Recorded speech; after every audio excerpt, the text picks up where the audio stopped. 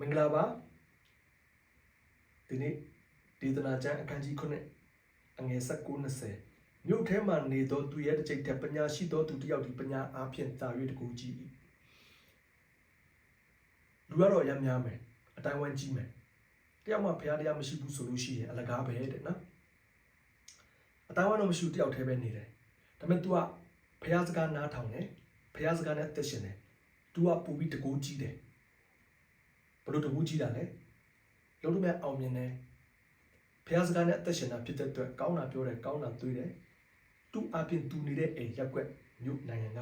ထာဝရဘုရားရဲ့ကောင်းကြီးပေးခြင်းခံရတယ်ထာဝရဘုရားရဲ့ကာကွယ်စောင့်ရှောက်ခြင်းခံရတယ်သူ့ရဲ့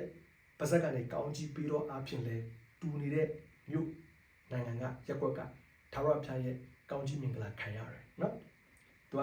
အတိုင်းဝိုင်းတော့မရှိဘူးဒါပေမဲ့တယောက်တည်းဒါပေမဲ့ဘုရားစကားနားထောင်တယ်မြင်မြင်ရတဲ့ကောင်းကင်တမန်နေသူ့နာမှာအမြဲတမ်းအစမပြတ်သူ့ကိုကာကွယ်စောင့်ရှောက်ကြည့်ရှုဖေးမနေတယ်အဲ့ဒါကြောင့်သူကတကူကြီးတယ်အတိုင်းဝိုင်းဘလောက်ပဲကြီးဘုရားတရားမရှိအလကားပဲတဲ့နော်နောက်တစ်ခုကတော့အပြစ်မပါပဲကောင်းသောအကျင့်ကိုကျင့်တော်သူတော်ကောင်းတစ်စုံတစ်ယောက်များမြေကြီးပေါ်မှာမရှိမြေကြီးပေါ်မှာအပြစ်မပါပဲအကျင့်ကျင့်တဲ့သူတော်ကောင်းတစ်စုံတစ်ယောက်များမြေကြီးပေါ်မှာမရှိဘာကြောင့်လဲလူဆိုတာမွေးကလေးကဘာမှမတည်ဘူးဒီအတိုင်းမွေးလာတာနော်အုံနောက်တွေဘာတွေညံရည်တွေပြည့်လာမှရွေးချယ်တက်လာကြတာဖြစ်တယ်ကိုညံရည်ရှိသလားပေါ့နော်ဒါပေမဲ့လူတိုင်းအားလုံးငယ်ကလေးကလိန်တက်တယ်ညာတက်တယ်ခိုးတက်တယ်အဲ့ဒါအပြစ်ပဲနော်အဲ့ဒါကြောင့်ဘလောက်ပဲတကူပြပြတရားဟောဆရာတွေနော်ဘလောက်ပဲနမိတ်လက္ခဏာပြပြ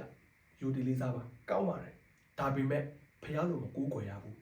လူကလူပဲဖះပဲအဲ့ဒါခွဲခြားတတ်ဖို့လိုတယ်စုံလုံးပေါ်အပ်လို့မရဘူးလူဖြစ်တဲ့အတွက်ကိုကစုံလုံးပေါ်အပ်ရမှာကထာဝရဘုရားရှိကိုရဲ့ဘဝကိုရဲ့ပိုင်ဆိုင်မှုစီစဉ်အရာအလုံးကိုထာဝရဘုရားလက်ထက်ကိုစင်ပေါ်အပ်ရမှာလူလက်ထက်အပ်ပြီဆိုတော့9ပါးမဟုတ်10ပါးမှောက်ပြီးတာမှတ်ပြီးတော့နော်တနေ့တလောက်ပဲစတောင်းမနော်တန်ရှင်တော်ဝိညာဉ်တော်ဒီဗီဒီယိုပစ်ကိုကြည့်ရှုတဲ့ညီကိုမောင်နှမတယောက်မှမချန်ကိုတန်ရှင်တော်ဝိညာဉ်တော်မိနဲ့တကူလုံးမီးရှို့တော်မူပါမီးရှို့တော်မူပါမီးရှို့တော်မူပါသခင်ယေရှုခရစ်တော်နာမတော်ဖြင့်ဆုတောင်းကောင်းကြီးပေးလိုက်ပြီးအာမင်ကျေးဇူးတင်ပါတယ်